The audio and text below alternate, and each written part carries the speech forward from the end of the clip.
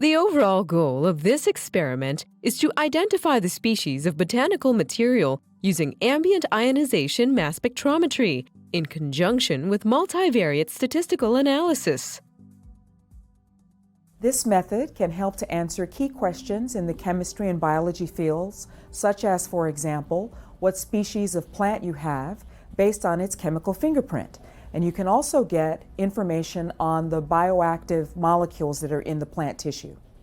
The main advantage of this technique is that very little sample preparation is needed for the analysis, and the data can be acquired within a few minutes. This method can also be used to solve other problems in chemistry, for example, tracking reaction intermediates and products in organic synthesis, analyzing complex matrices of different types, and doing headspace analysis.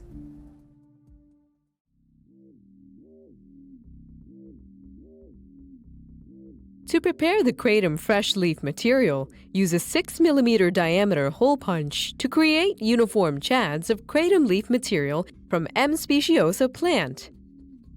Repeat this process 5 times.